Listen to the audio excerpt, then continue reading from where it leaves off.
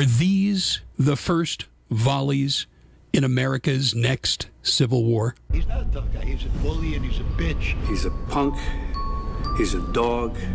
He's a pig. And he can suck my He's a con, a bullshit artist, a mutt. I'll meet him in a hotel room any day of the week and give him a Louisville slugger. I'd like to punch him in the face. Kiss my mother.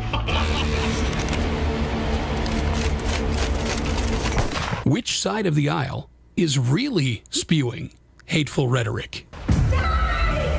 Pointing what appears to be a water gun at the image of President Donald Trump projected on a whiteboard, art teacher Pale Modi has now been seen by countless viewers. Yes, I have thought an awful lot about blowing up the White House. Weekdays from noon to 3 p.m. Eastern Time, The J.J. McCartney Show, exposing the truth, exposing the lies, exposing the deep state. It's an actor dressed to look just like President Donald Trump as he's assassinated on stage. How much longer can America survive this kind of hatred? Video depicting comedian Kathy Griffin holding the bloody, decapitated head of President Trump are no joking matter for the Secret Service. The rhetoric that has inspired the violence has come from the mainstream of the Democratic Party. They're involved in the coup, an active attempt to start a bloody civil war. I want people to imagine an FBI director that has the stones to investigate the deep state. Imagine a justice system that has the integrity to prosecute corrupt government officials. They have refused to apply the 14th Amendment and give conservatives equal protection under the law. What we've seen here has been the gradual takeover of the government by corporatism, by globalism. They have wrested control of our government away from the citizenry and put it in the hands of a few special interests. And these special interests are as evil as the day is long. We finally do have a president who has the integrity to do this. We finally do have a DOJ who has the integrity to do this. We know that we have people around the president who not only have the integrity, but have the information and the contacts to get everything done you just said. And you say, well, why aren't they doing it? Everything you're seeing on the news, that's what it's about. That's what this investigation's about. That's what calls of impeachment are about. That's what the globalist attack against Trump is about. That's what the hearings are about. That's what the allegations of Russian spying are about. It's about keeping them off point, keeping them off the agenda, keeping them off task. A lot of what you're watching happening right now, and the misdirection and the complete trying to keep Trump off target goes to that birth certificate. The worst crime in American history was perpetrated against America under the regime of Barack Obama. The media is complicit. Congress is complicit. Federal law enforcement apparently has been complicit. We've got a CIA whistleblower, Dennis Montgomery, whose attorney, Larry Klayman, put it all over the internet the other day that he has said that all of this spying that's been going on American people, that it resulted in manipulation and collusion with judges, Supreme Court justices, congressmen, etc., that James Comey was involved in it, that he was at the top of it. All of this stuff you're seeing about Donald Trump's with the Russians, Donald Trump needs to be impeached, Donald Trump, this is a smokescreen to keep our eyes off of what really happened and what's really going on. And America had better wake up to this, JJ. Your federal government, your federal law enforcement agencies, our federal intelligence agencies, your federal government in toto has been compromised. The fact that Donald Trump has arrived and said, I'm not going to go along with the status quo anymore, is the cause for alarm for these people on the left. And ultimately, Carl, is it possible that yesterday was simply the first shot fired in an impending civil war between two irreconcilable ideologies? I don't want our children and grandchildren to see or to participate or to fall victim to such a thing. I don't want our nation to go through such a thing. I don't know that we could survive that. Like Abraham Lincoln's Gettysburg Address, when he said, now we are engaged in a great civil war, testing whether that nation or any other nation so conceived and so dedicated can long endure. I mean, God's people, we need to pray. We need to not be afraid to speak truth. Weekdays from noon to 3 p.m. Eastern Time, The J.J. McCartney Show, exposing the truth, exposing the lies, exposing the deep state. The following is a Nightside Radio Studios production. From the wind-powered Nightside Radio Studios, tear down this wall. This is the J.J. McCartney Show. It's this man. It's the compassion. It's the dignity. It's the wisdom. It's the horse sense of the guy. Did you know that 65% of the people murdered in the last 10 years were killed by handguns? Would it make you feel any better, little girl, if they was pushed out of windows? The American people have seen the truth, and they can see through your lies. There's coming a day when publications such as yours turn into nothing more than flea market advertising. They'll be handing it out for free in grocery store parking lots under everybody's windshield wiper. Yeah, that's the future for the Washington Post and the New York Times and every other liberal publication in this country. We are not going to tolerate your bull anymore. None of it. The American people are fed up. I thought we made that clear on November 8th, but apparently you people in the media just don't get it. A new chapter in American history begins now. It is my high honor and distinct privilege to introduce to you the President-elect of the United States of America. Donald Trump is the person to make America great again. We are a team. They said it couldn't be done. Together we will lead our party back to the White House. He said it must be done. Beginning on January 20th, we cannot afford to be so politically correct anymore. The most important difference between our plan and that of our opponent is that our plan will put America first.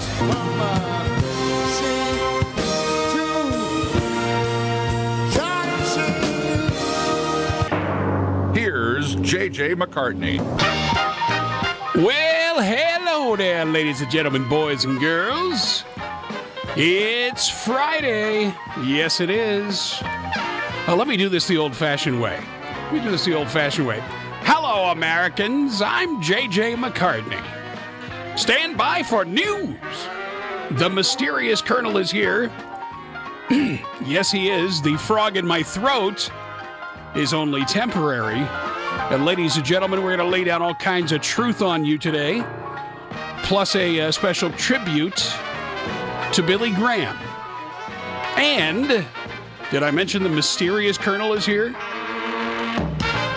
And when I say the mysterious Colonel, ladies and gentlemen, they don't get much more mysterious than this Colonel.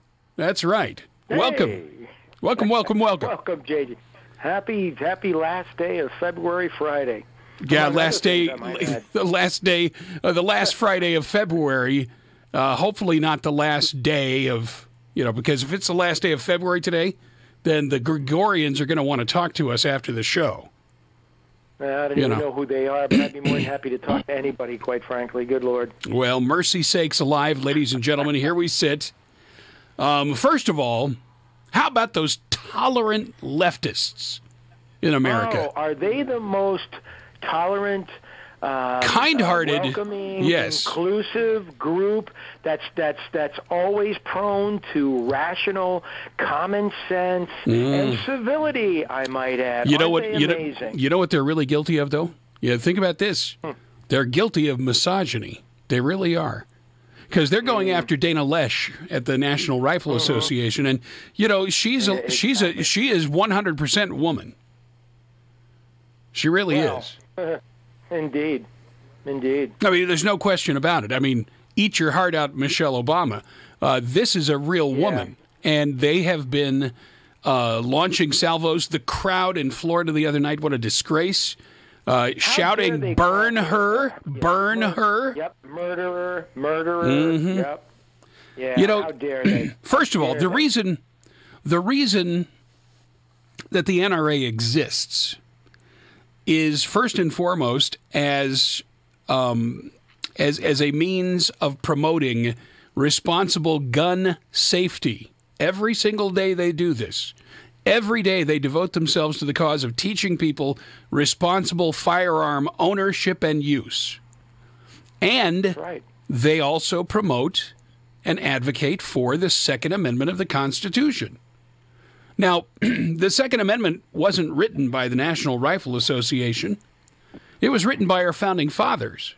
And it's pretty darn clear about why. A well-regulated militia being necessary to essentially keep the state safe, to preserve a free state.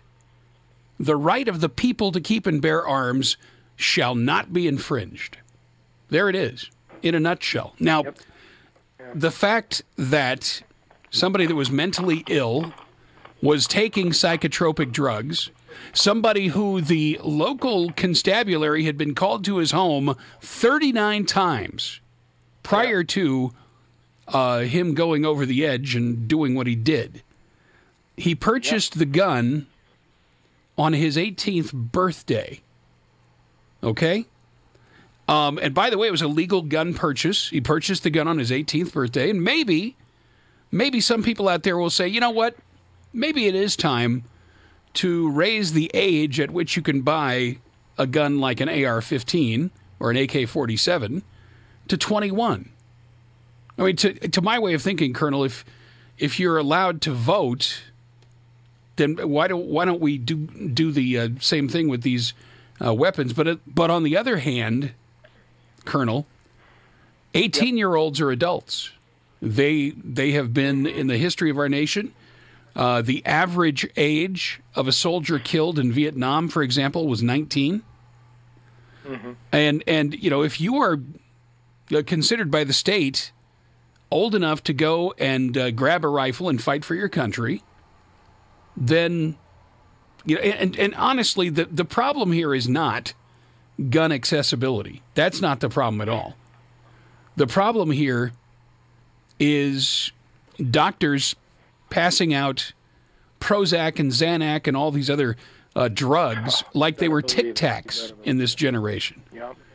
And the real problem is that people are not treating behavioral problems with proper remedies, if you know what I mean. But, yeah, and you know, not for nothing, but when these young kids who don't know any better, right? And you know, I feel bad that they went through this horrible tragedy, but when they go to these CNN town, I can't even qualify how I feel about that setup. Yeah. But when these kids go there and they're prompted to yell "murderer" and "burn her," yeah. I mean, what is that? I mean, this really, what is that? Anyway, it's you know what it is. It is the left sponsoring and condoning out and out hatred in America. There's no other word for it. And that's another problem, JJ. We got to get, you know, we got to get back to the basics about valuing human life. Yes, I mean, that's absolutely part of the problem. True. And I've never seen a generation with more, and you just talked about it, with more problems with depression, anxiety, and what do? We instantly prescribe drugs. And then we plop them down in front of a TV set and have them play video games where they're shooting the hell out of everybody. Well, better than that, give them those stupid phones that they're addicted to. Yeah. And none of that social media is any good. But despite all that, to get back to what you were saying about the 18 to 21-year-old, quite frankly, I'm somewhat okay with that. But I think before we need to make that decision, we have to figure out, okay, what is the difference? Can some psychologist legitimately tell me, yes, there is a difference in the maturity of an individual from 18 to 21. I want to interject this, Colonel. Before we make these decisions. I want to interject this, and by the way, let's say hello to Charlotte in South Carolina. Hi, Charlotte. Oh, Charlotte. Hey, Colonel. Hey, JJ. Now, what I wanted to do. Hang on, Charlotte. We're gonna. Charlotte, holster your gun.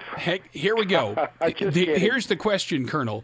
In the discussion about bumping the age up to 21, it is my contention and belief that in the year 2017, an 18-year-old in the year 2017 is not nearly as mature and well gestated in the brain area as an 18-year-old 60 or 70 years ago. I truly believe that. I honestly, I totally agree with that, and I don't have any scientific or psychological or psychiatric proof of that, whatever, but I do support that. And you know what, JJ? That's a legitimate argument. It really is. So you look at the. I'm okay with that. Okay with that. If you look at the number of these people that fall within those age parameters that have not assumed adult responsibility in their own life, I think But here's the other thing. No, I totally agree. But here's the other thing. I don't mean this to sound bad, but everybody's fixated on this. Wow, he was able to get a gun at 19 years old. Would it have made a difference if he was 21 years old and still did the same thing? I get it. And so the point is, there's a long list there's a lot of right. There's a lot of legitimacy to a lot of these things that come up. But that one I'm okay with, and I totally agree with you. You're absolutely right. As I said, there's a long list of gun laws in America that were passed by a whole bunch of do-gooder snowflake types that have absolutely no effect. This kid would have gotten his hands on a gun no matter what. Yep.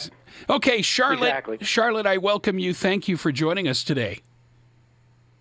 Thank you. As far as bumping the age up to 21, I'm all for it with one exception. If a person's in the military, they should be allowed to buy a gun. But as long as we're murdering as many babies as we do with abortion, they are not going to value life.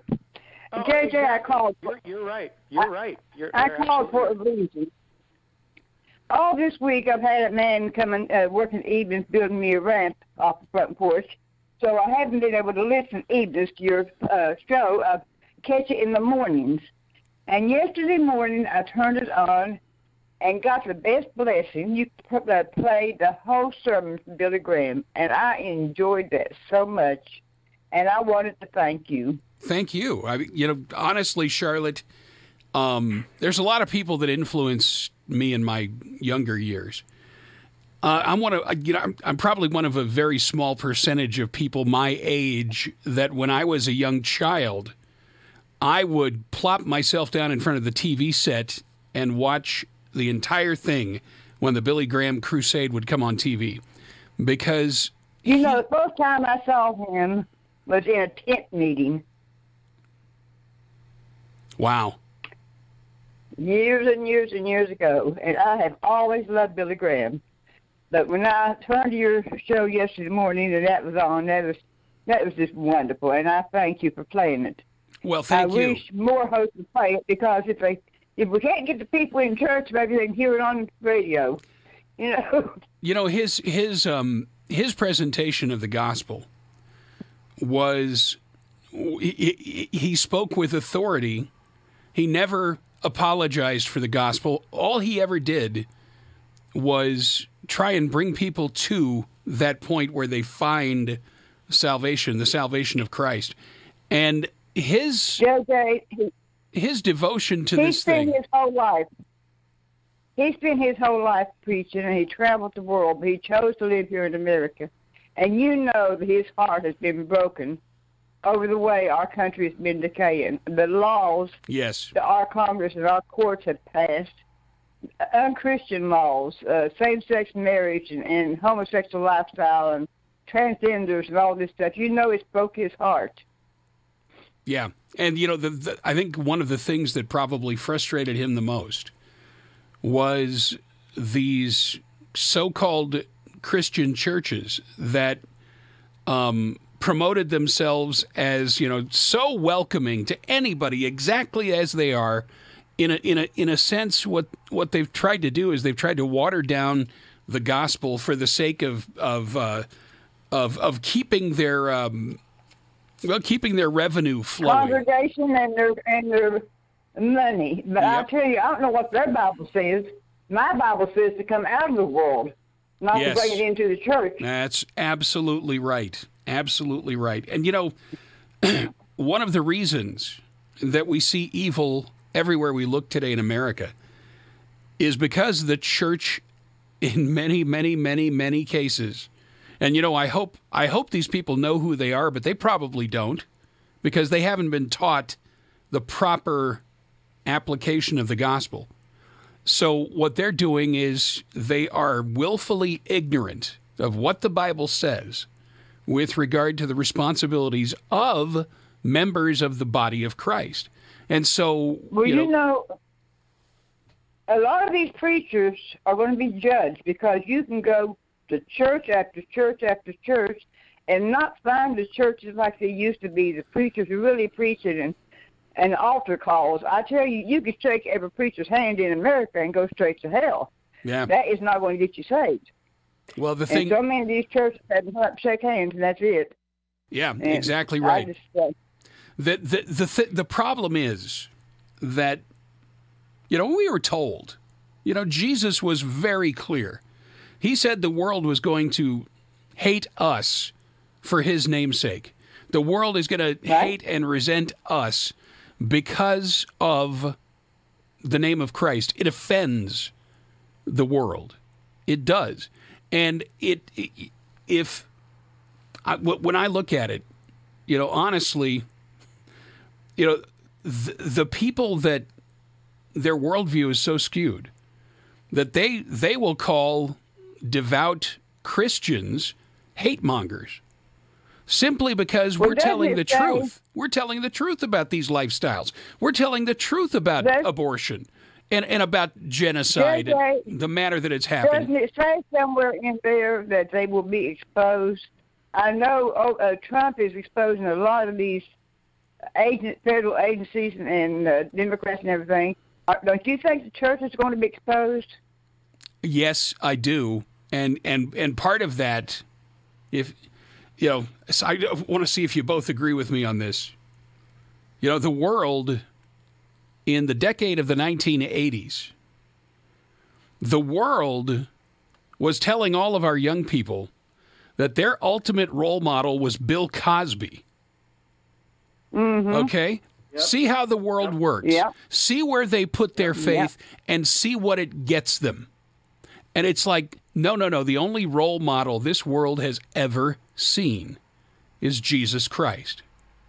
That's the only real role model that we've ever seen that was exactly what he said he was, and he proved it on the cross. And if people in today's world could understand the context of the times that Christ lived in and understand that he was putting himself every day in mortal jeopardy to present the gospel, the real gospel. And yes, it has a basis in many, there are different aspects that I think people need to understand. First of all, he taught us to love our fellow man. And he didn't say only love other Christians. He didn't say only love people that speak your language or look like you. He told us to love our neighbor as ourself. And when they asked him, well, who is our neighbor? You know, then he went into the parable of the Good Samaritan. You know, it's remarkable to me that in the 21st century that people are so quick to accuse real Christians of being hate mongers, while at the same time they're screaming, burn her to Dana Lash. I mean, the hypocrisy on the left is... No respect whatsoever. Exactly right. Not only do they devalue human life, they devalue the dignity and the rights that all Americans have. And, you know, if I can tell you this, if Dana Lash was my daughter, and I heard some of the things that these people have said about her, I don't know if I could contain myself. She held her own. She really held her own. Even worse than that, they said, and she admitted last night, that if she didn't have a 3-person security detail, she would have had difficulty making it out of that arena. Yep. Right. What is that? These are the most inclusive, you know, and nobody says anything, particularly not CNN, about that. You got to be kidding. Well, that's just like the conservative speakers trying to go to a college and speak. They can't do it. The ones that do go have bodyguards. Exactly. Yeah. And, you know, the thing is, what they say is that we need to have a national conversation about guns. But they're not interested in conversation. Their idea of conversation is you have to sit and listen to what we have to say, but then we're going to shout you down when you try to speak. We have plenty of gun laws. And listen, are they going to ban cars for going up on the street and hitting people? Box cutters and planes is what took down the towers, not guns. You know, shame on that. If someone wants a gun, they'll get it off the black market. Yeah, that's the whole point. They could outlaw every gun in the United States, and I guarantee you there will be more than enough guns out there illegally that the criminals and those prone to using those firearms will have. And, you know, nobody wants to talk about Chicago, whatever. That's okay. Shame on that sheriff for what he said to Dana Loesch, man. I tell you what. That was just shameful. There was no reason for him to do that, and he's another liberal political appointee or elected or whatever that deflected the mistakes made, the many mistakes made by his department and the FBI and that security officer on campus. You can't have any better measures than that to protect the people in this country. They all failed, but they're trying to deflect it to the NRA that had not a single thing to do with this, period. The NRA has offered to go to the schools and give the safety lessons. They've offered to have grants for the poorer schools so that they can have the same thing that the richer schools have. The NRA is all for safety. Exactly. It's the rules are out of control, and I totally agree. If you, it's like putting a sign up on your house. Door open. Please feel free to take all my valuables, and I won't even fight you. Well, that's what a gun-free zone is. Are you kidding me?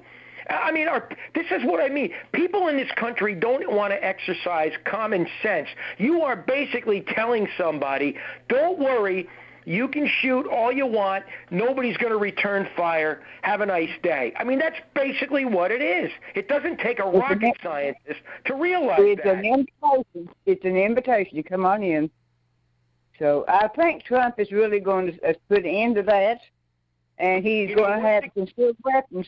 You know, there's been a thing going through Congress for months to have nationwide concealed weapons, but it has been stuck in the Senate for 50-some days now, I think. And McConnell will not bring it up. And if he don't get it passed while the Republicans have control, it will not get passed. No, you're absolutely right. And once again, the previous administration gets a free pass on all of this. They badmouth Republicans, Trump, but I do hope that Trump accomplishes something, and I really believe he will do. I really believe he will do something. But everybody else, that 8 years of the previous administration that had many mass shootings, gets a free pass, and they did nothing except badmouth the police department. Listen, Colonel, from the Boston bombers on down, every time there's been a shooting, the FBI has been warned beforehand, plenty of time to do something, and they have dropped the ball every time. You know, you're absolutely right, and this is where I firmly believe that the political correctness, the biggest example I can give you that is when they identified the brothers and the FBI didn't want to, call it Islamic terrorism, and they had an argument with the Boston police who said, we got to put this out there. But initially the FBI hesitated, and that's part of the problem, this political correctness, because they were worried because that wasn't what the administration's, mindset was. Wow. Well, they're too busy trying to find some reason to impeach Trump to do their job. Well, this is the real problem right now is lying. Yeah, unbelievable. And this is from the top down. I mean, the FBI, they're a top down organization. The tone gets set by the director, and there's probably enough Comey leftovers in the FBI right now that have been continuing to try and pin something on the president. And, you know, JJ, when that's your priority, how safe are the American people, really? JJ, even the ones that have been caught have not been fired. They're still working. They're hiding evidence, destroying evidence. That's right. JJ and Charlotte, I will tell you this, having been there and done that, anytime you see these particularly FBI agents resign before they can retire or retire before all this bears out. Yep. That is a clear and simple sign of something wrong, i.e. guilt. I can tell you. A decent guilt. Yep. Right. That's right. right. That's exactly what it is. Hey, kids. I'm not going to say on here. Okay. But JJ, I do want to thank you. I really enjoyed that more than I can tell you. Well, Charlotte, thank you. God bless you. And it's great to hear from you. And I really do appreciate your words. You know, Billy Graham was so much more to America than people, especially people in the media, really want to admit. And you know, he counseled several presidents. He did. Always. He wasn't political, but he counseled several presidents. Now, there are some mean and vicious people in the world that, as soon as the news came across that Billy Graham was dead, they were claiming that Billy Graham was a heretic. They were claiming that Billy Graham had denied Christ. And none of that, by the way, is true. But they provided video of him speaking with Robert Schuller in particular, and saying that, you know, essentially what he was saying was, for people that never heard the gospel, that God had a way to reach them too through the Holy Spirit. And and they may not know the name of Christ because they never heard it, but God knows their heart. God knows their soul. And here's the thing that I think really bothers some people is that they want to feel like they have exclusivity on being right about something. Yeah. And Billy Graham, you know, what he was saying, he wasn't saying that Muslims are going to go to heaven. What he was saying was out of the Muslim world, out of the Hindu world, out of the Shinto world, or whatever it is, if somebody's heart is touched by Christ, and if they hearken to the voice that God calls them to, you know, how they live their life, and whether that is consistent with Christ, these are the things. He gives us the conscience to know what is right and wrong. Exactly right. And the thing is, you know, God will save whom God will save. That is that, right. You know, and it this is not denying Christ. What this is saying is that whatever God purposes to accomplish, whatever God purposes to accomplish, He will accomplish. Yeah, and He died for every person on earth. Yes, He did. Yes, He did. Well, Charlotte, thank you so much for calling. Got to take a break. And you are so welcome. And we'll talk to you again soon. Take care. All right, we'll take a very quick break. The mysterious Colonel is here. I am here. And we will be right back with much more on the Friday extravaganza at jjmccartney.com and Red State Talk Radio. Stay right where you are. The J.J. McCartney Show. The moment you read in the paper that Billy Graham is dead, you'll know that he's more alive than he's ever been before, and I'm in paradise. The mark he made for the gospel, for the good news, for Jesus, is unprecedented. Well, he was one of the most important Christian evangelists who ever drew breath. Now, you your past, but Christ can change your past. I can only imagine. God, I'm certain, is with me, and when I come to the moment of death, I believe that at that moment, there's going to be an angel that will take me by the hand and usher me into the presence of the Lord. What it will be like. And I'm going to be in His presence, and it's going to be the most peaceful, the most wonderful, the most thrilling moment when I walk that I have ever experienced. God has sent me out as a warrior. I can only imagine. On the 5 continents to preach the gospel. That's the way to God, is through Jesus. When you go home tonight, you don't go alone. Christ goes with you. He loves you. He was the spiritual conscience of our country. Thank you for the integrity of a man who backed it up in every kind of a way. He died on the cross so that all the sins you've ever committed, all the things you've ever done wrong, are forgiven. What do you have to do? You have to repent of your sins. I can only imagine when that day comes and I find myself standing in the sun. Well, it's hard to speak of the advancement of the gospel in the U.S. without the name Billy Graham coming up. He didn't stop with his generation. I can only imagine. There's been nobody like this man, probably ever in the history of mankind. And to watch people respond to the message, pretty overwhelming every single night. I can only imagine. I would like to be remembered as a person who was faithful to God and faithful to my call and did it with integrity and with love. I'm going to ask you to do something that we've seen thousands of people do all over the world. I'm going to ask you to make a commitment tonight to be sure that you know Christ and that you're ready for eternity. Music is a bridge between the material and the spiritual. My name is Harvey Lauer, and I'm 82. As a blind person, you have to be aware that nobody can tell you what you can or can't do. You really have to try things. My folks got me a little radio in 1940, and that was the best Christmas present I ever got.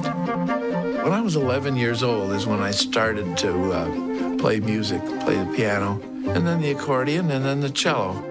My wife, who was also blind, was a good cook. When she died, that's when I started Meals on Wheels. America, let's do lunch. It's Meals on Wheels. 1 in 6 seniors faces the threat of hunger, and millions more live in isolation. Drop off a hot meal and say a quick hello.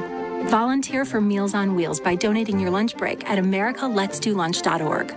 This message brought to you by Meals on Wheels America and the Ad Council. JJMcCartney.com. Did you know loan modification scams come in all shapes and sizes? They call themselves mortgage consultants, counseling services, or loan rescue firms. They target homeowners on the brink of foreclosure, and these con artists can steal your home. McGruff the Crime Dog here. Safeguard your finances and protect your home. Start by finding a free legitimate housing counselor today. Take the first step. Visit ncpc.org/mortgage fraud. This message is from the National Crime Prevention Council and U.S. Department of Justice. All right, welcome back to the Friday extravaganza with the mysterious Colonel. That's him. And me, I guess I would be, I don't know, Sergeant Schultz or Sergeant Carter or something like that. I see nothing. Oh, lordy. You know, hey, JJ, a woman just tried to breach one of the security barriers at the White House. But ladies and gentlemen, don't infer anything about that. Nothing to see here. Everything's okay. The world is safe yet again. Yes. Good Lord. Isn't it amazing? Isn't it just amazing? By the way, this from the U.S. Secret Service, an individual driving a passenger vehicle struck a security barrier. Now, it's time to ban these passenger vehicles. When are people going to wake up? My gosh. Exactly. You know what? It's the barrier's fault. She would have driven right through had the barrier not been there. That's ban right. Ban the barriers. Yeah, and ban the National Passenger Vehicle Association for the craziness of all this. Yes, indeed. How dare we? How dare we? Burn him! Burn him! Good Lord. Good Lord. Oh, Lord. Oh, Lord. And then do you remember, I mean, this goes back, 4.5, almost 5 years. The young lady was a dental hygienist that had her baby strapped into the car seat behind her. Yeah.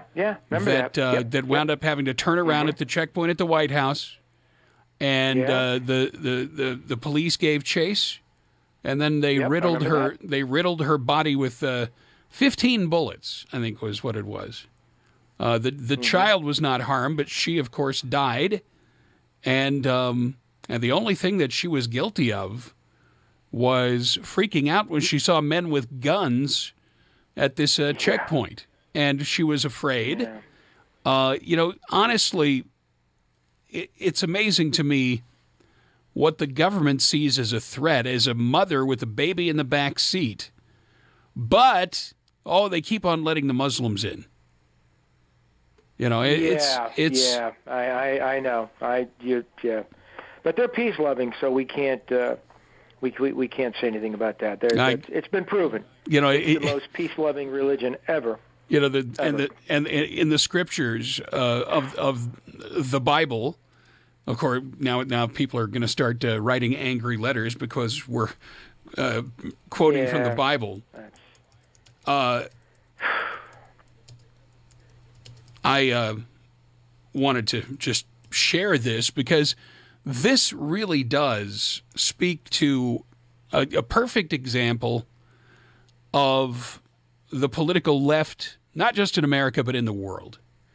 Very simple verse in Romans chapter 1, verse 22, talking about future generations. It said, professing themselves to be wise, they became fools.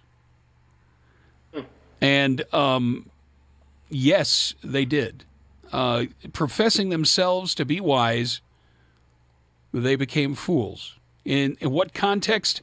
Well, it's because when they knew God, they glorified him not as God, and neither were they thankful, but they became vain in their imaginations, and their foolish heart was darkened. And then professing themselves to be wise, they became fools and changed the glory of the uncorruptible God into an image made like to corruptible man and to birds and four-footed creatures and creeping things. Here's something that people need to understand, and God is very straightforward about this. He is a jealous God. And when people try to claim credit for his work, like, for example, creation, he is jealous about that because we are supposed to, acknowledge him. And when you look at how this world works, you look at the complexity of sciences, you look at the patterns that exist in nature and in space, there's a Colonel, do you honestly think that you're nothing but the result of random coincidences over billions of years? Right, exactly, yeah, not in the least bit. And then when you hear people on the left, they're attacking anything that is good and righteous, and for example, the shooting in Florida last week, it's hard for anybody to imagine that there was anything good and righteous about the shooting. But the young man, the individual who complained that CNN wrote a question for him and told him to stick to the script at this town hall meeting, this is a young man that shielded others with his own body during this shooting. Exactly. I mean, he's a brave junior ROTC member, and he recognized the danger that everybody was in, and he actually tried to shield people so that they wouldn't get hurt. The world now, especially the mainstream media, they attack people that really have good values. And this young man, realized this whole thing was a sham and decided not to participate. And CNN immediately came out and started denying that they had scripted this whole ridiculous dog and pony show. Now, who are you going to believe?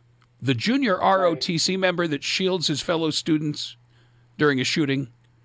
Or CNN, who, of course, has never had any problem with providing questions to people that are in debates or anything like that?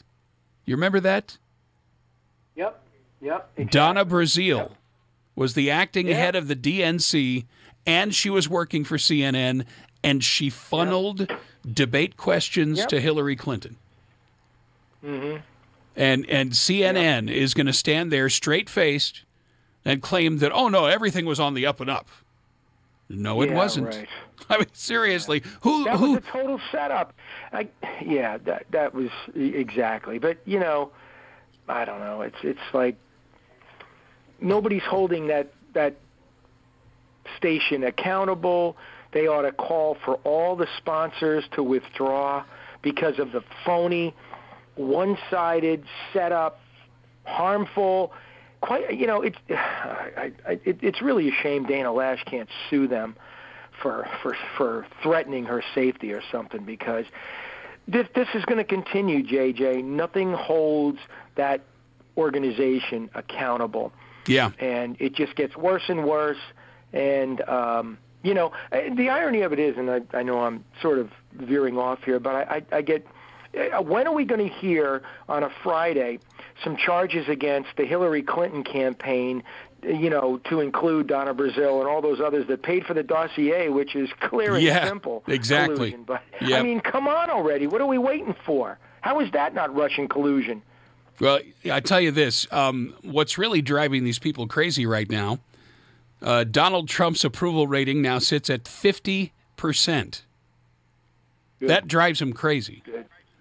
Yeah. Good. And you want to hear how upside down the whole world is? Colonel, listen to this. India is offering free breast implants to poor women. You've got to be kidding me. India. Thousands of poor women in India's Tamil Nadu state have been offered free cosmetic breast surgery, including implants. Now, meanwhile, there are people in India that are starving. And the government is now offering free cosmetic breast surgery for poor women. They said the quote they said was the health minister said, "Poor women or poor people also have a right to look beautiful." Oh my God! How backwards? How backwards are these people? Yeah. Amazing. Right. So now the other side effect is, because of the breast augmentation, JJ, they're going to take up even more space on the limited train service they have. So you're going to have more people. And what do you think those breast implants are going to do to the birth rate in India? Man, we are think about living that. In some crazy. It is. We are living in some crazy ass world, if it's okay to say that. Yeah. Do we throw out logic and reason and common sense out the window a long time ago? This is amazing. Yeah. While that's going on half a world away, Robert Mueller, the special counsel, has indicted Paul Manafort and Rick Gates. Federal grand jury returned a new indictment yesterday, charging the two men with tax and bank fraud. Now, listen to this. The alleged tax and bank fraud supposedly happened in either 2010 or 2011, maybe 2012. Yeah. What? Yeah, close enough. What the hell does this have to do with Donald Trump's run for president? Did he? I mean, he probably didn't even know these guys' names back then. Exactly. And the fishing expedition. Yeah, it's time. It is time, Mr. Sessions. If you don't have the fortitude to put an end to this ridiculous sham of an investigation, then you need to lose your job yesterday. Yeah. Seriously. Agreed. Jeff Sessions has been a non-entity at the Justice Department. He has. I don't know what's going on. I don't know if he even knows how to sit down in the chair of the Attorney General. Right. Yeah. He certainly doesn't understand what an Attorney General is supposed to do. Now, if you look back at Loretta Lynch and Eric Holder, there you had hyperactive attorneys general that were trying. Right, they were trying to politicize the FBI. They were using their power to mute dissension in America. Right. Remember, JJ, one of their most significant prosecutions was Dinesh D'Souza, a threat to America. Yeah, yeah. Right. That was their biggest accomplishment. Yeah. That's unbelievable. But the only thing I can hope about Sessions, I don't know if I'm even close, but I hope I'm right. I'm probably not. I just hope that there's a lot going on behind the scenes, that, radio silence is the word, and that maybe, shortly we'll see some sort of great prosecution on Uranium One or the Democratic campaign and the fake dossier, but I'm not so sure that that's what's going on. I think you're absolutely right that he's a frickin' lame duck. I really don't understand why he's even there. I just don't. Yeah. And, maybe, just maybe he's working behind the scenes and we just don't know about it. But I have not seen one action by Jeff Sessions that has in any way represented Donald Trump and his mission. I mean, Jeff Sessions, supposedly a get-it-done kind of guy, it has become a barrier to the Justice Department actually pursuing justice in this nation. It really does make me very, very sad when I look at the man that he was, as lauded as he was, as respected as he was. Everybody was expecting results, and instead what we have gotten is you've got a rogue investigator in Robert Mueller who is pursuing a political agenda, undermining the elected president of the United States, undermining his authority, undermining his administration in countless ways by trying to drag Trump through the mud. And, Donald Trump is having none of it. I'll say that for him. But I really don't understand why Jeff Sessions is still in office.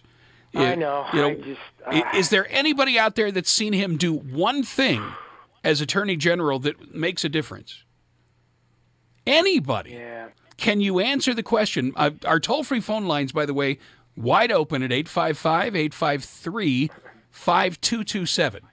That's 855-853-5227. It's toll-free in the United States. And I just don't understand why this has been allowed to go on as long as it has. It is a dog and pony show. It is nothing but a waste of taxpayer money, millions of dollars of taxpayer money. It is first of all, it has derailed what the FBI really needs to be doing right now. The FBI right now needs to be stopping terror attacks before they happen. It needs to be following up on credible threats and leads reported to them by people that see signs of trouble. Remember the old see something, say something slogan? Yeah. Well, here you have people that are actually seeing something, saying something, and the FBI says, we're too busy chasing down ghosts to really worry about, credible threats. I mean, where are we going?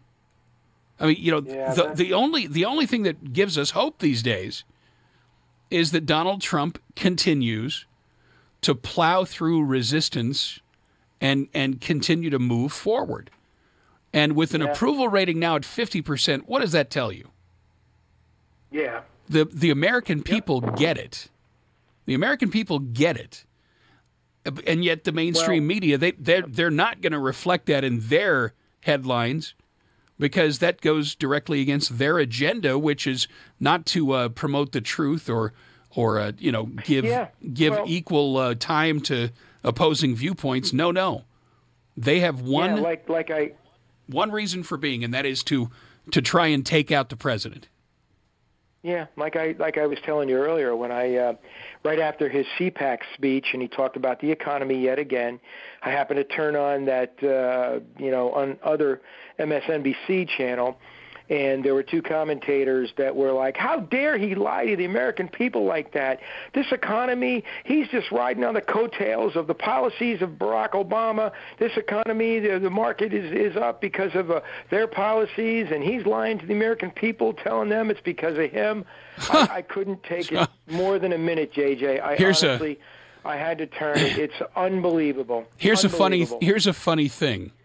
MSNBC hosts Ali Velshi and Stephanie Ruley, or whatever the hell her name is. I don't know how to pronounce it.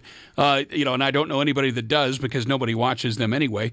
But today they suffered a meltdown after Donald Trump's CPAC speech, foaming at the mouth, saying that the strange lie, they say the strange lie-filled address was reminiscent of brutal dictators such as Fidel Castro and Mahmoud Ahmadinejad. They even compared him to Hugo Chavez. And here's my thing. If they're comparing him to Fidel Castro and Mahmoud Ahmadinejad and Hugo Chavez, then what they're really saying is, we loved the speech. We loved it because they loved those guys.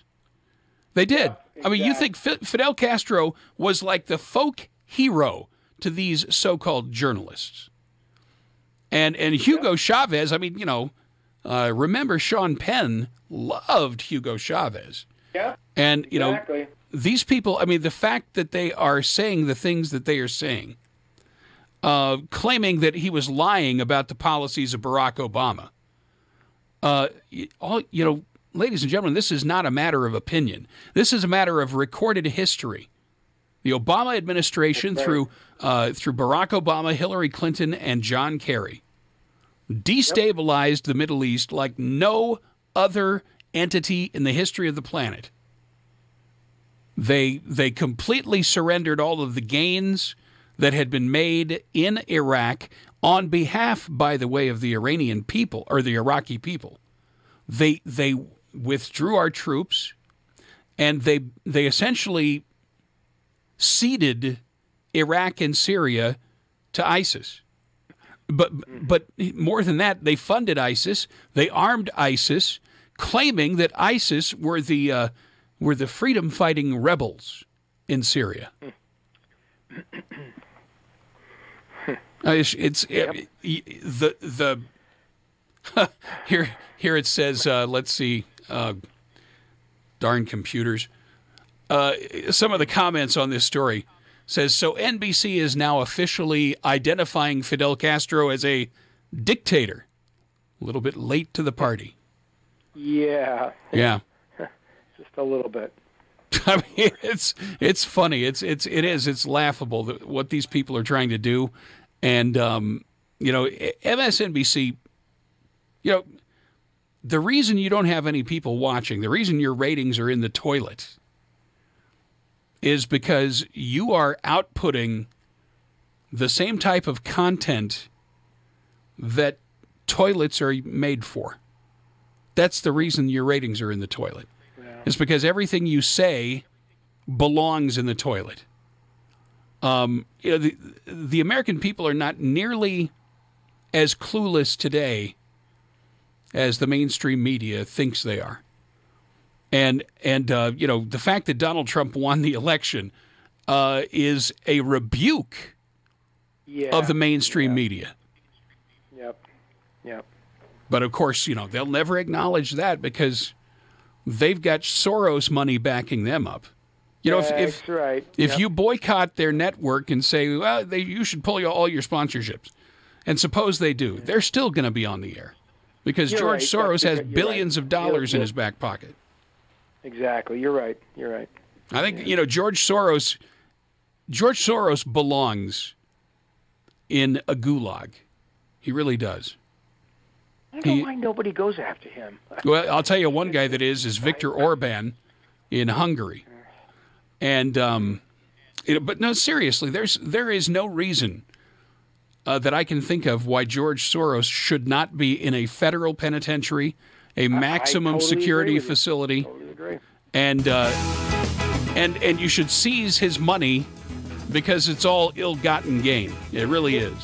Totally agree. Okay, we got to take a break. Mysterious Colonel and I will be back following the top of the hour break on jjmccartney.com and Red State Talk Radio. Stick around, folks. More to come.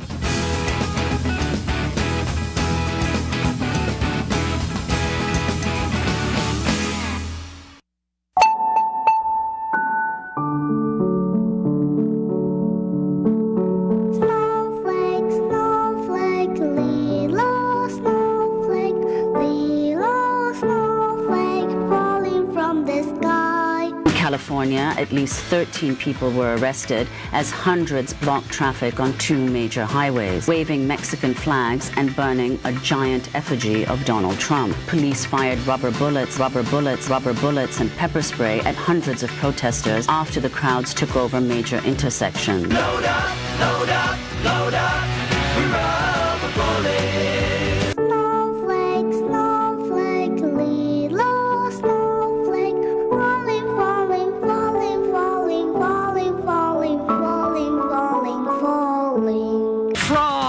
Homophobia, sexual assault, white supremacy. In terms of reaching out and being inclusive, he's done that too. And a will to risk to make things better and opportunities to embrace the underserved communities. White privilege! Load up, we rubber bullets. Snowflake, snowflake, little snowflake. Here in New York, as many as 10,000 people surged through the streets and surrounded the barricaded-off Trump Tower where Donald Trump lives. Snowflake, snowflake, little snowflake. We reject the president-elect! Load up, load up, load up, we rubber bullets. Snowflake, snowflake, little snowflake. I think it speaks to the disenfranchisement of the people that someone like him could be seen as offering anything to the masses. Load up, load up, load up, we rubber bullets. Little snowflake falling from the sky.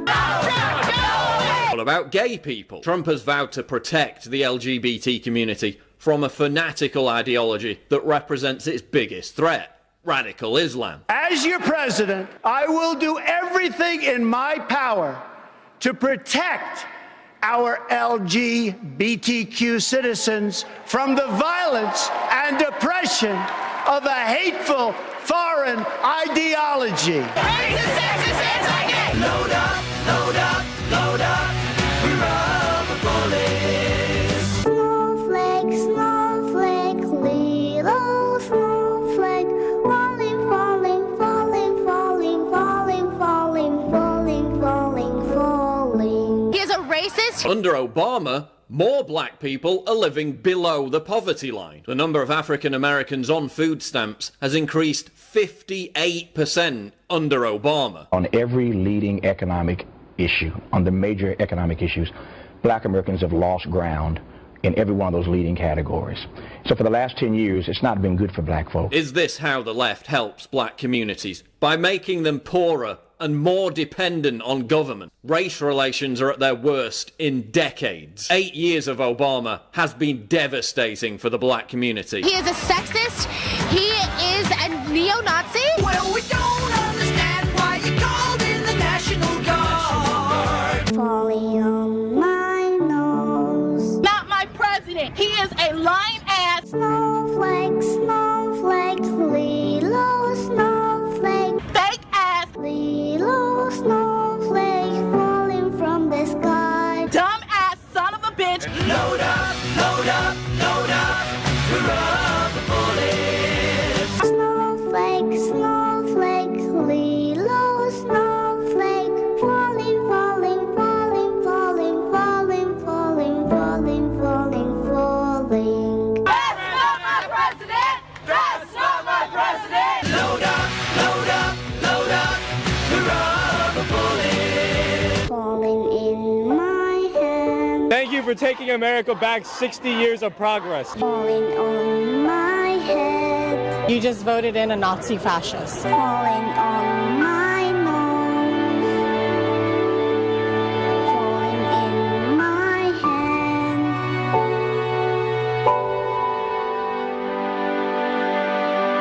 Snowflakes,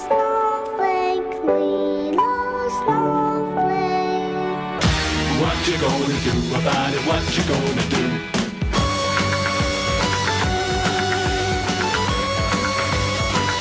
Following is a Nightside Radio Studios production. From the wind-powered Nightside Radio Studios, tear down this wall. This is the J.J. McCartney Show. It's this man. It's the compassion. It's the dignity. It's the wisdom. It's the horse sense of the guy. Did you know that 65% of the people murdered in the last 10 years were killed by handguns? Would it make you feel any better, little girl, if they was pushed out of windows? The American people have seen the truth, and they can see through your lies. There's coming a day when publications such as yours turn into nothing more than flea market advertising. They'll be handing it out for free in grocery store parking lots under everybody's windshield wiper. Yeah, that's the future for the Washington Post and the New York Times and every other liberal publication in this country. We are not going to tolerate your bull anymore. None of it. The American people are fed up. I thought we made that clear on November 8th, but apparently you people in the media just don't get it. A new chapter in American history begins now. It is my high honor and distinct privilege to introduce to you the President-elect of the United States of America. Donald Trump is the person to make America great again. We are a team. They said it couldn't be done. Together we will lead our party back to the White House. He said it must be done. Beginning on January 20th, we cannot afford to be so politically correct anymore. The most important difference between our plan and that of our opponent is that our plan will put America first.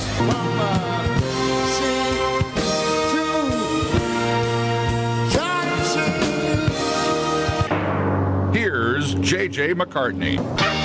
All right, thank you, Marcus, and welcome back, everybody. It's hour number 2 of the Friday Extravaganza with myself, J.J. McCartney, and the Mysterious Colonel. Now, people are always asking me, they say, J.J., why don't you ever have the Mysterious Colonel's picture on the screen on the Friday Extravaganza? Well, folks, I have it on good authority that if you knew what the Mysterious Colonel looked like, that you'd understand the answer to your own question. Exactly. and that explains why my nickname is Alfred E. Newman. You are the your image. Your image is one of the highly guarded secrets in the United States. You know, it really is. If we were to show people what you looked like, then, you know, I mean, you would be subject. You'd be the next Dana Loesch, you know. Oh, I should be as good looking as Dana Loesch on the male end, of course. On the male end, of course.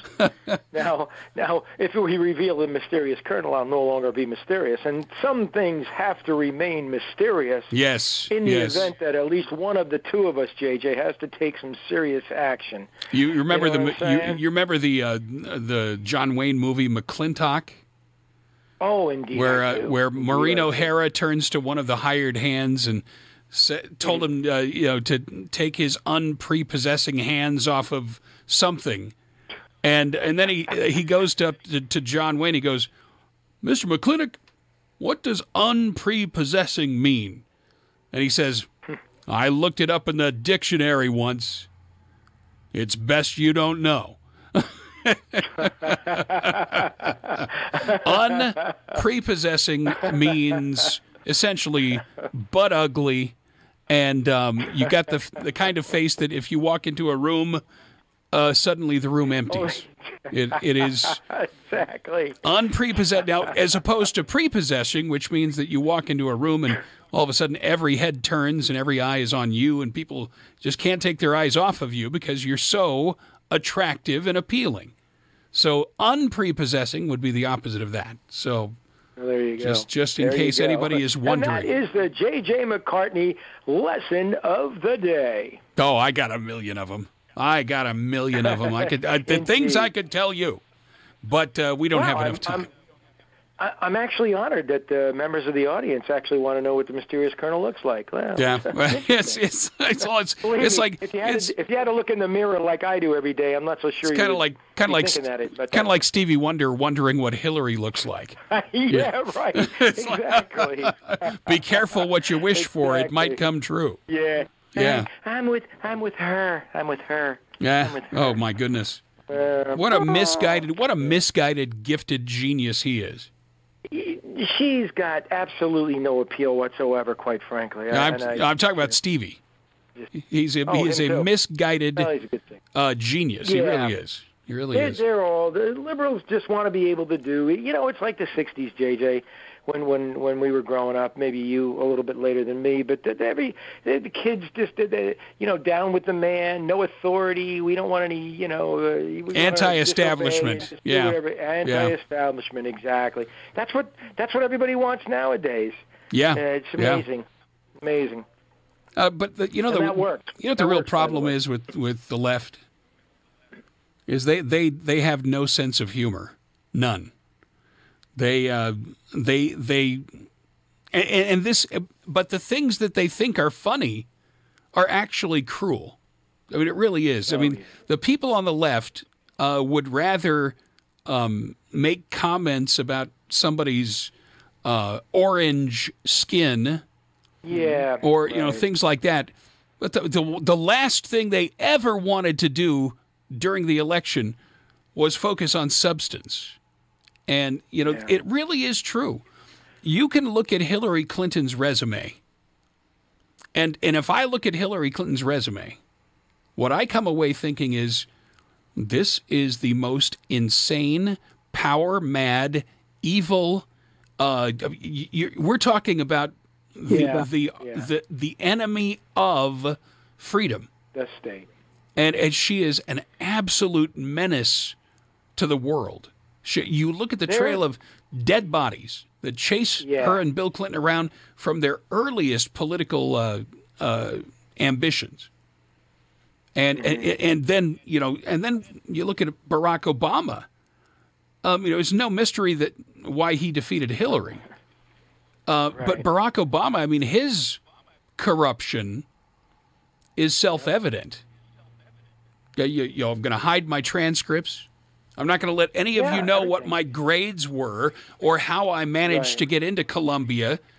It is really dumbfounding that people never asked the questions that needed to be asked about him with regard to how did he pay for his education, right? And who ultimately bankrolled his education. Well, the answer to that question, I believe, is a particular bunch of Saudi entities that had their own agenda when Barack Obama stumbled into politics. I don't think he stumbled into it at all. I think he was drafted into politics, and I think that he was shaped and molded into the Manchurian president that he was. Yeah, you're probably right. Probably right. And some people say that's a conspiracy theory, JJ. Well, we have 8 years of hard data to back it up. We really do. So, Colonel. Yeah, no, I agree. Yeah. How about other items in the news this week? Indeed. Mm-hmm. We already mentioned that President Trump's approval rating is now at 50%, which is. Indeed. How long did it take, by the way, before Barack Obama had ratings like that? It took a while, but there are plenty of other things that are on the docket. Well, you know what they're saying, though. You know what the left is saying. This really isn't Americans approving of Donald Trump. This has already been the numbers have been going up since Barack Obama. So this is just him kind of hanging on the coattails of the approval rating of Barack Obama. This has nothing to do with Trump, as you know. Well, yeah, it is amazing how these people have misread everything. And the thing is, it's not misreading; it's deceiving. is what they're doing. Yeah, of course. Isn't it amazing once the economy starts to do well and Americans are feeling better and you're putting money back in their pocket and unemployment is going down for the minority communities and everybody else? Isn't it amazing how good people feel? Now tell me in the last 8 years, because I can't remember pretty much any time whatsoever. Oh, wait a minute, JJ, that's right. We were saved the last 8 years from the worst recession, the worst depression ever. That's right. That's like me saying I prevented a. No, I was going to say something, but that's not a good joke. Yeah. But yeah, you know. Anyway, you know, it's like, but this is the logic that they use. Yeah. Anyway, Colonel, can I call your attention to something, just to let people know how bizarre and ridiculous things have gotten?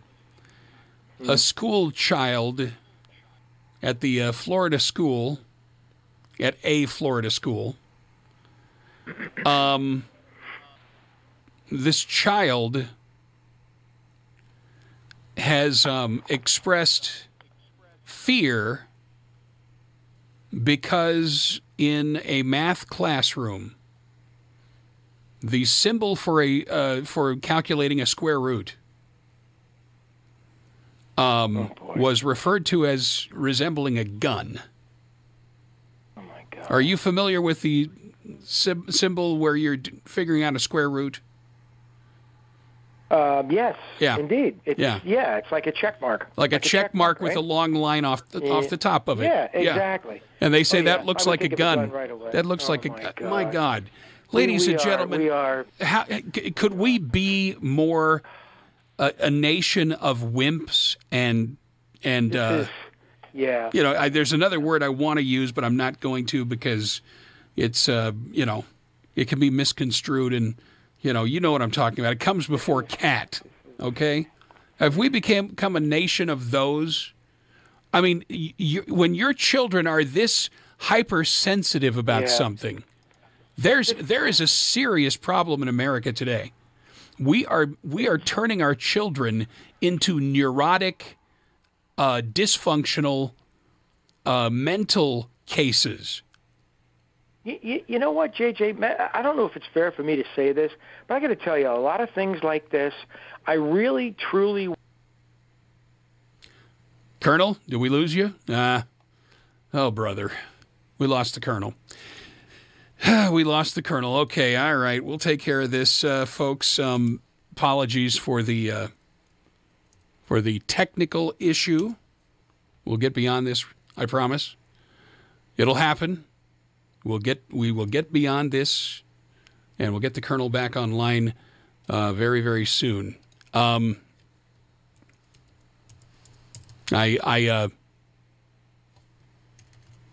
apologies. Stand by. We'll get there. We will get there. Okay. Okay, I think I know what the problem is. We're gonna. Okay, we'll do that. We'll do that. Okay, that's all we need to do. Done deal. All right, we're in good shape. Thank you. Okay, the Colonel is back.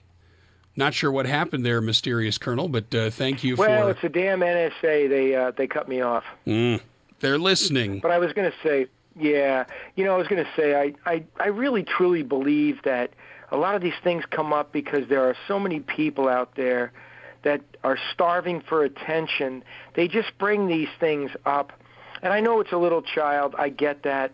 But it's either starving for attention or they just want to create dissension. I really, truly believe that. I mean, you can't possibly believe that someone is thinking that that's a gun and, OMG, I got to go home early. You know, I mean, oh, God, wow. I don't know. The India fake boob thing was much better. So, I don't know. That's... I'll never look at an Indian woman quite the same anymore. Sorry, JJ, you got me all excited for nothing. I'm sorry too. Well, here's something else in the news. So we try to keep it as relevant as possible. Kentucky Fried Chicken is suffering from a shortage of chicken in the motherland of England. Yeah, highly publicized, somewhat bizarre crisis in the UK. I would never have known this had it not been for the responsible journalists at the website called adweek.com. KFC went through a highly publicized, somewhat bizarre crisis in the UK this week. The fast food joint, known for its fried chicken, ran out of chicken. And now KFC is apologizing with a creative stunt, rearranging its name to spell KFC as FCK. You know, fried chicken of Kentucky. The shortage stemmed from operational issues with new delivery provider DHL, forcing most of its 900 locations to temporarily shut down. And then they come out with these buckets in response to criticism of KFC in the UK. And I'm to be honest, I'm quite shocked that a company like KFC would put out an ad with a Kentucky Fried Chicken bucket with the words FCK, the letters FCK on it. I mean, this is, pardon me, but it's tasteless, it's tacky, and it really does tell me that this company doesn't deserve to stay in business. They really don't. Not with those kinds of stunts going on. The idea that we will rub it in somebody's face and do it in I mean, imagine what the kids are thinking when they see this kind of behavior from a company as big as KFC, which, by the way, I believe is owned by PepsiCo, if I'm not mistaken. Not sure. It really is. It's just as tacky as it can be. And, whoever it is that pulled this off on behalf of KFC should be taken before the board of directors of the company, flogged, and then dipped in batter and fried. You know what I mean? Extra crispy. Exactly. I mean, it's just ridiculous. It really is. But I'll tell you this: that there's something going on. There really has to be, because this type of behavior, which obviously there's going to be a loud pushback on this, well, this type of behavior seems to be becoming more commonplace in the corporate world as they care less and less about what people with traditional values think. I mean, to me, that's what this says. It says we're really not concerned with keeping our clientele, amongst the conservatives. And I don't understand it. Why would you do something that was not in your best interest? And this certainly was not in the best interest of KFC. But it's, I mean, first of all, do you like KFC? I kind of do. Every once in a while I've been hankering for it. Popeyes is pretty good too, but I do eat KFC. There was a time when I was young. We had a place up in was there? Up in Anchorage, Alaska. I discovered it. There, it's not everywhere, but there is a chain of chicken restaurants. It's called Church's Fried Chicken. Okay, I remember that one too. Yep. Oh, they had the best fried chicken ever. Back in the late '60s, early '70s, and Mom and Dad would go and pick up a big thing because Mom, Dad, 4 kids, and when we would have Church's Fried Chicken, it was like, oh my gosh! I mean, stop the presses. This is the best stuff ever. And And yet, marketing-wise, they never were the biggest. But as far as I was concerned, there was nothing better.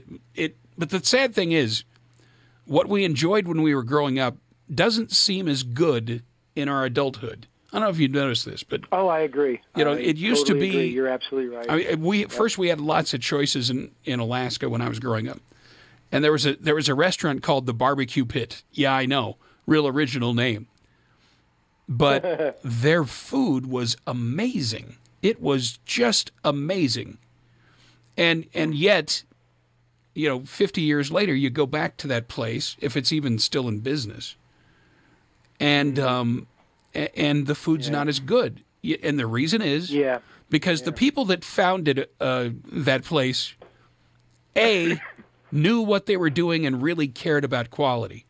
But almost every restaurant over a period of time, they start cutting corners.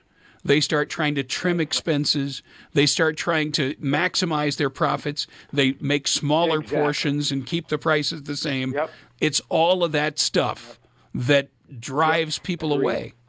And it's like, if you want to have a successful restaurant, first of all, keep the portions where they are. Do not say, well, we're going to save 25 cents per burger if we cut down the amount of beef we use. And it's just, there's a method to it. And, it's like, I'm amazed. Every week I hobble into the kitchen and I make a couple of loaves of bread.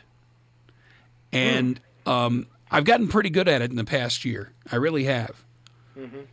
And, it's like my wife and daughter, they love the bread, especially when it's fresh. Fresh baked is best, but, it's so much better than what you get at the grocery store that it really puts them to shame. It really does. And I think to myself, well, maybe I should go into business selling bread. Mm-hmm. Well, first of all, I don't have the facilities or wherewithal to stand there baking bread all day. And if I were to teach somebody to bake bread and pay them $12 an hour to do it, you can bet their bread is not going to be as good as mine. Because A, there's no pride in ownership. B, they're going to ultimately find a way to be lazy about it, And it's just, it is the nature of people. And this is one of the sad statements about where we are in America today, is that what people consider when they go to work for somebody, they don't say, well, what can I do to make my employers as successful as possible? Right. They don't do that. Exactly. They say, what's the minimum amount of effort I can expend and still get paid? Well, yeah, because you don't have employee buy-in. If everybody realizes that if we work together and make this a successful company, we're all going to reap the benefits. So, you're right. They just exactly go to work. Right. What's the minimal I need to do to get by, get my paycheck, get my benefits, and then go home, and that's it. You're right. You're absolutely right. Oh, what else is happening in the world today? Let's see. I'm spanning the globe. What do you got on your agenda?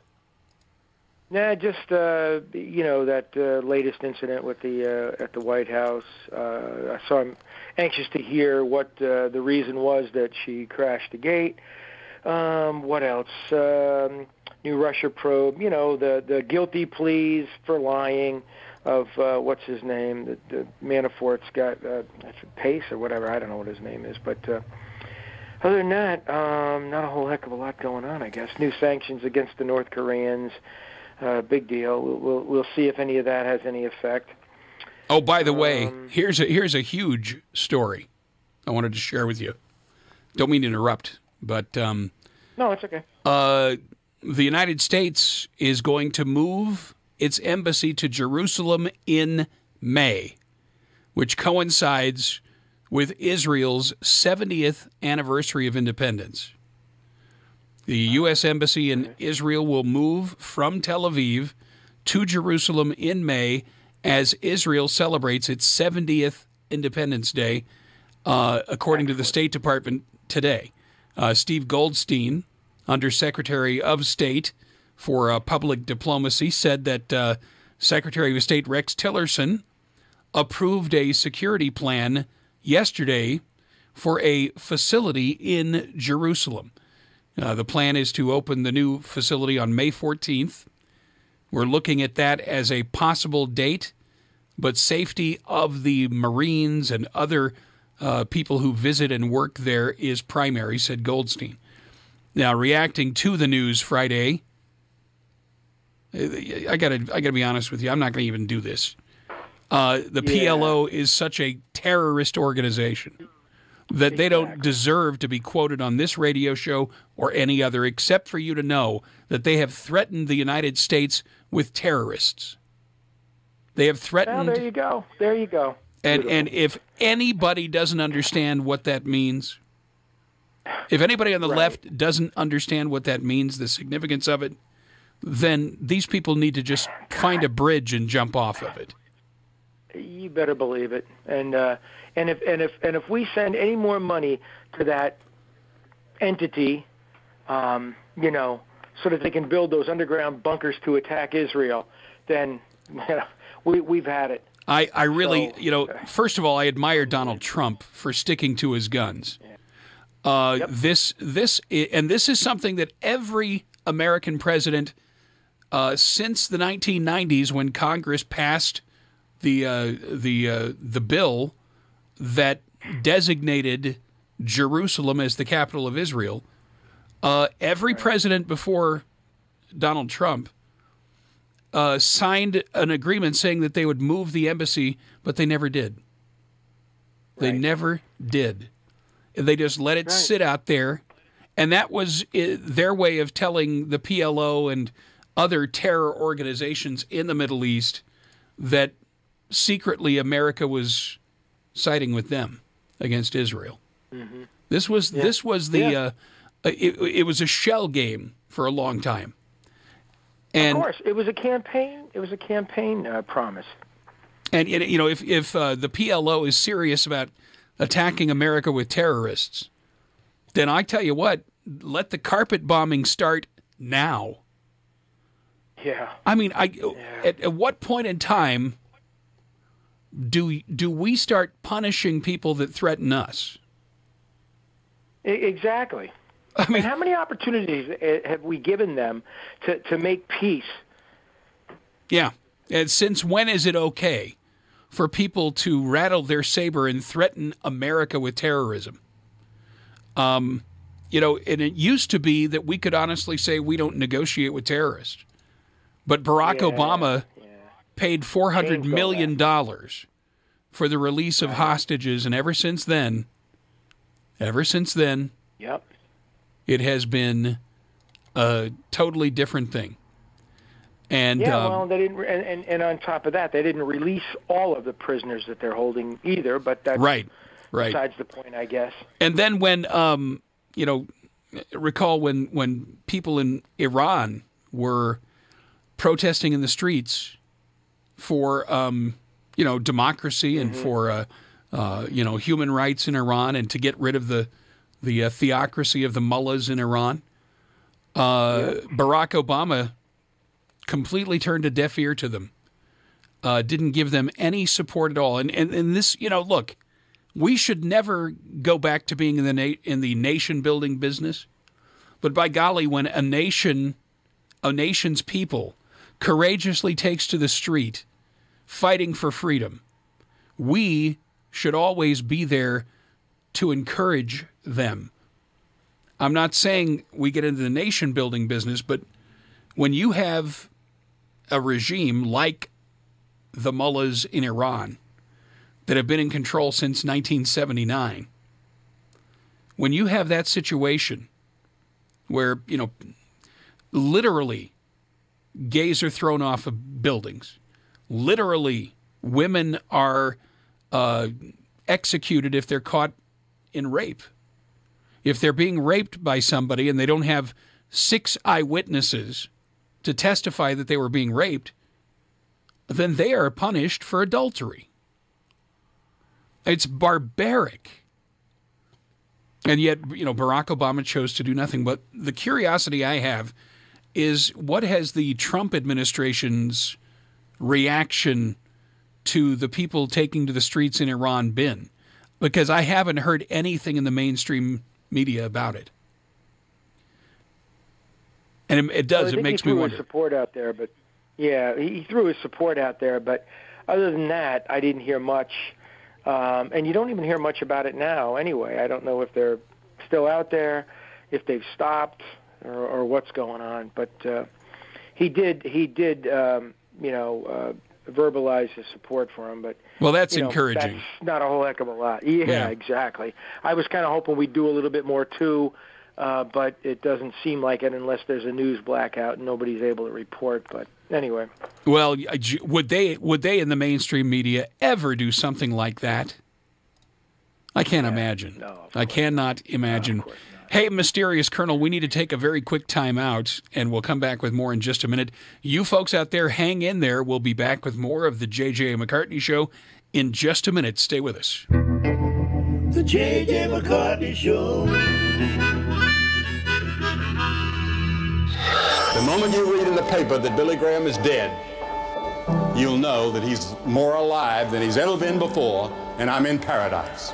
The mark he made for the gospel, for the good news, for Jesus is unprecedented. Well, he was one of the most important Christian evangelists who ever drew breath. Now, you can't change your past, but Christ can change your past. I can only imagine. God, I'm certain, is with me, and when I come to the moment of death, I believe that at that moment, there's going to be an angel that will take me by the hand and usher me into the presence of the Lord. What it will be like. And I'm going to be in his presence, and it's going to be the most peaceful, the most wonderful, the most thrilling moment when I walk that I have ever experienced. God has sent me out as a warrior. I can only imagine. On the 5 continents to preach the gospel. That's the way to God, is through Jesus. When you go home tonight, you don't go alone. Christ goes with you. He loves you. He was the spiritual conscience of our country. Thank you for the integrity of a man who backed it up in every kind of a way. He died on the cross so that all the sins you've ever committed, all the things you've ever done wrong, are forgiven. What do you have to do? You have to repent of your sins. I can only imagine when that day comes and I find myself standing in the sun. It's hard to speak of the advancement of the gospel in the U.S. without the name Billy Graham coming up. He didn't stop with his generation. I can only imagine. There's been nobody like this man, probably ever in the history of mankind. And to watch people respond to the message, pretty overwhelming, every single night. I can only imagine. I would like to be remembered as a person who was faithful to God and faithful to my call and did it with integrity and with love. I'm going to ask you to do something that we've seen thousands of people do all over the world. I'm going to ask you to make a commitment tonight to be sure that you know Christ and that you're ready for eternity.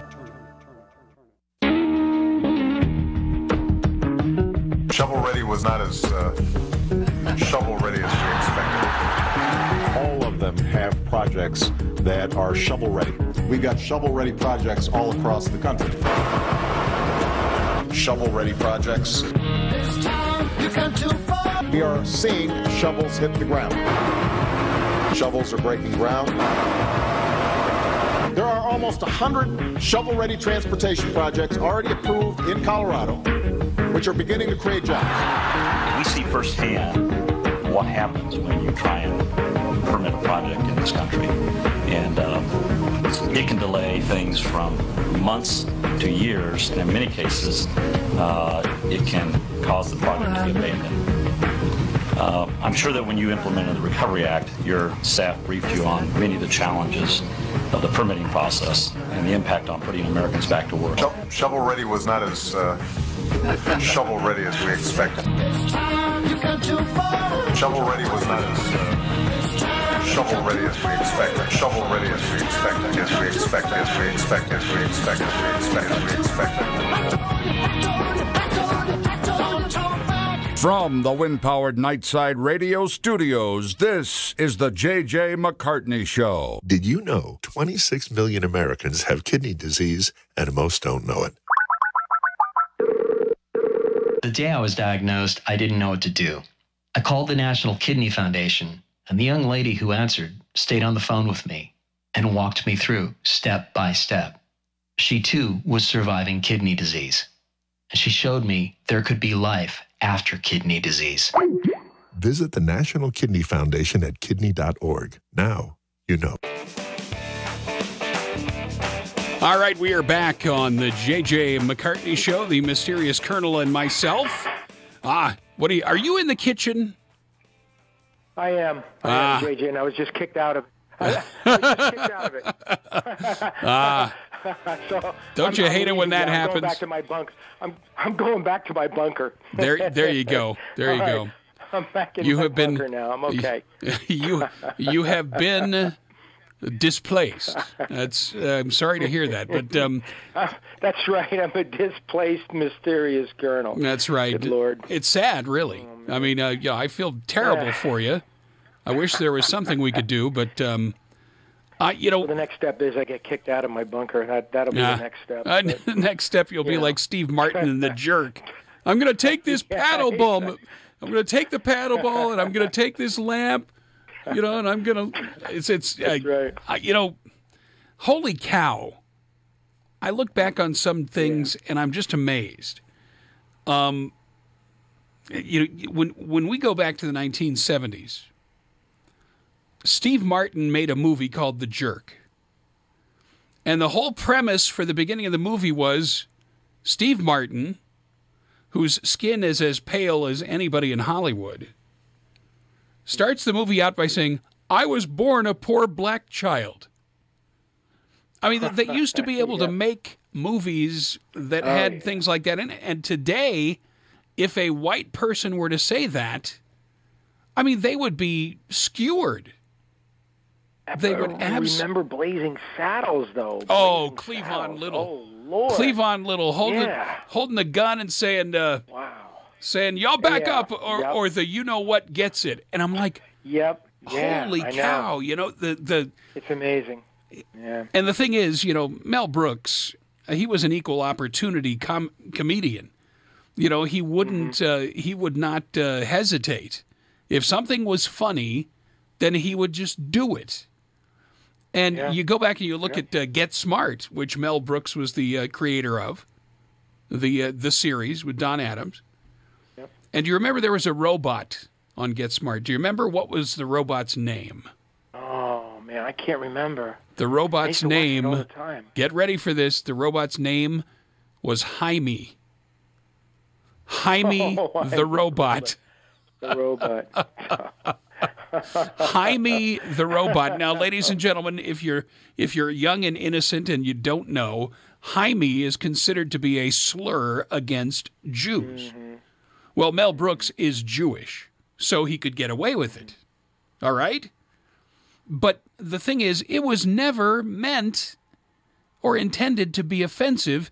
It was meant to be funny. And as I said earlier in the program, what did I say? People on the left, they don't have a sense of humor. They really don't. Everything is offensive to them. Everything. For example, one of my dad's favorite jokes when I was growing up, this will explain a lot to folks about why I am the way I am. That you got a Polak, and this is what they call. They wouldn't say a Polish man; they would say a Polak. Okay, and the whole joke goes: you got a Polak and an Italian that go to the lake and rent a boat and go fishing in the lake, and they've been several times, and they go fishing in the lake, and on this one particular day, they are just knocking them dead. I mean, they're bagging their limit. I mean, it's easy pickings. And so the Italian turns to the Polish gentleman and says, this is a really good fishing hole. Be sure and mark the spot so that we can come back to it next time. And so the Polish gentleman decides the best way to mark the spot is to, grab a permanent marker or, crayon or whatever. And he puts a big X on the bottom of the boat. Okay?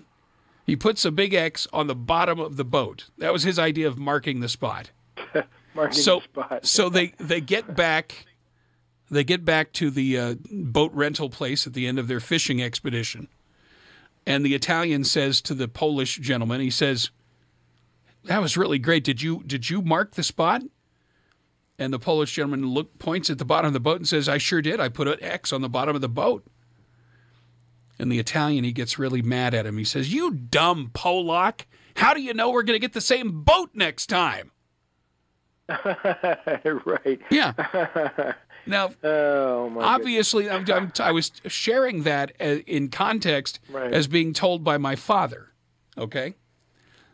Indeed. And yet, if somebody tried to tell that joke today on mainstream media, there would be nothing but contempt expressed for them. Yeah. Now, the movies today, I mean, there's nothing they won't say to offend sensitivities of Christians. I mean, there's no blaspheming that they won't indulge in. It's almost like, well, you can't have a movie unless you throw in some smut that that is offensive to the Christians or whoever it is, the Catholics or whomever. And the question I have is, why? Why, and how many, I can't count how many times my wife and I will be watching a TV program and all of a sudden they will throw in some vulgarity. And I look at her and I say, this would have been a funny, enjoyable movie. And that vulgarity was never necessary, but they did it anyway. And the question I have for them is why? Why would they do it when they know well, maybe they don't know. But I think that the reason they do it is to purposely offend conservatives. And I just don't understand what their thought process is. Do you? No, I don't either. I mean, how many times have you done a stand-up routine, and have you ever done a stand-up routine with the intention of offending? Right, exactly, right. It just makes no sense. Yeah. None. Yeah. No, you're right.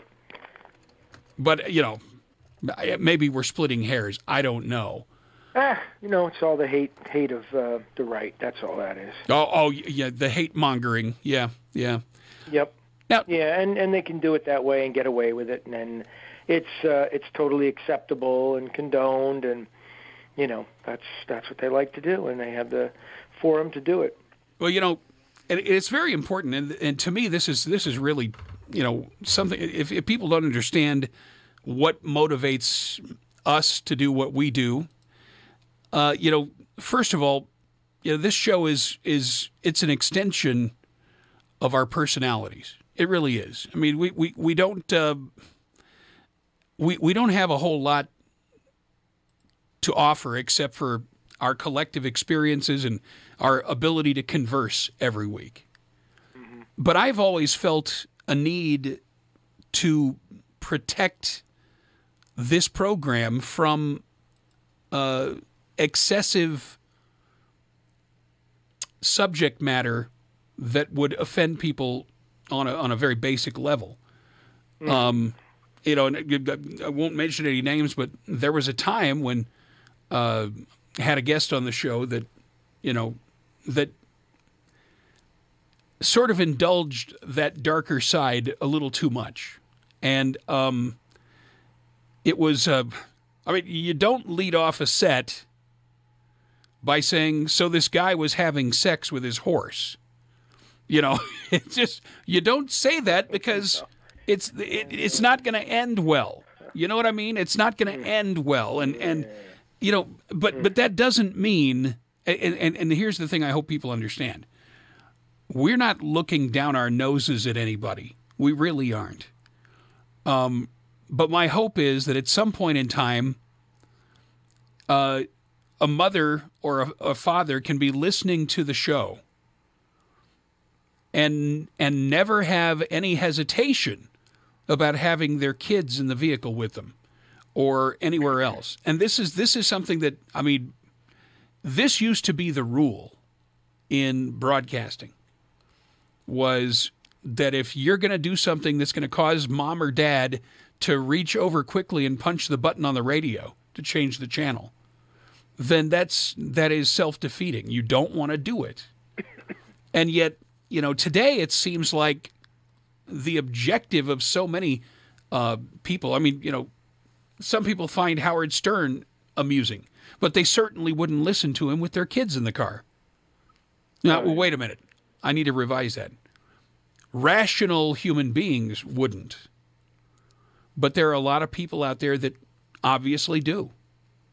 And, you know, it's like what we should all be concentrating on is protecting the innocence of our young people. Let them be young people for as long as possible before we force them into the adult world, which, by the way, they may not be very well equipped to handle. And, you know, it's... I don't know. I don't know what I'm trying to say, except that if you violate the trust that your listeners have in you to defend our younger generation from offensive material, if you violate that trust, then you virtually have lost that listener for the rest of your life. I mean, really, you have. You have to protect your product that way. And yet, it seems like people now are going out of their way to offend. And especially people that are politically on the left end of the spectrum. And I mean, you look at the way that they have promoted the LGBTQ agenda. I don't think it has anything to do with the fact that that lifestyle appeals to them, but they have such a raw hatred in their heart for Christianity and for other conservative ideologies that they feel the need to really drive us away. And I think that that's been reflected in the ratings you see, you know, especially with these news channels that are militantly pro-gay or pro-Islam or whatever it is they are. That, I mean, literally their audience is, you know, they're measuring their audience now in body parts. You know what I mean? And yet they keep on doing it. And it makes you wonder why. And I think the answer that, you know, we came up with earlier is that these networks, these shows are subsidized by a guy like George Soros. And it, you know, I guess what they're trying to do is they're trying to get everybody at one another's throats in America. Yes. Yep. And Exactly. Explain to me why they would do that. What's their end game? To destroy the country as we know it. To divide and conquer, maybe? Yeah. I mean, you look at who is the biggest divider in the history of the United States? I got to say Barack Obama. No, I don't want to. I got to say Barack I'd Obama. Have to say that too. I'd have to say that too. You know, here we go, where he bathes the White House in the rainbow colors. Why was that necessary? What message was he sending? He was sending the middle finger to Christian America. Yeah, exactly. I was just going to say that, yep. And so what you see in the culture today reflects what the president, Barack Obama, did for 8 years. And well, think about it, too. You know, all he did was talk bad about law enforcement. So what did he do? He fomented, you know, in people's minds that law enforcement was evil and up to no good. And that message was sent directly to blacks in America. Exactly. And you see something like Black Lives Matter come along. What do you suppose politically would have happened if we'd have come up with White Lives Matter? Oh, Forget it. That was. I mean, can you imagine what the reaction of Barack Obama would have been to that? Yeah. And here's the thing: he's 50% white. Yeah. I just don't know. I mean, I know it's. I think that most of the information we were given about Barack Obama before he was elected was carefully cultivated and manipulated lies intended. There was no information. Jay. Well, the thing is, though, what they tried to tell us about him was intended to make everybody feel a pang of white guilt. Oh, absolutely. Absolutely, without a doubt. And that's what they tried to use to compel the American people to elect this guy and to reelect him. I mean, when you look at the record, and history will show this, that this was either the most incompetent boob that ever sought political office, or he was a calculating, evil villain. And I think that you'll find he is, in fact, a calculating, evil villain who was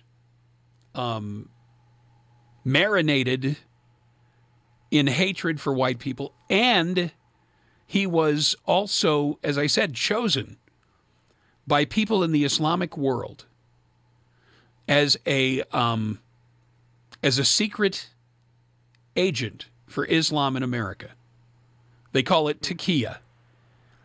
And, there's a lot of people out there that say, oh, boy, here's a conspiracy theory. But you measure the results of what this man did for 8 years in the White House. Mm-hmm. And what he did was he watered down the demographics. He tried to admit as many illegals into the country as possible, and he tried to give them the right to vote. And when he couldn't legally give them the right to vote, then he encouraged them to vote fraudulently. He did. You remember him saying, don't let anybody tell you that you can't go to the polls and vote.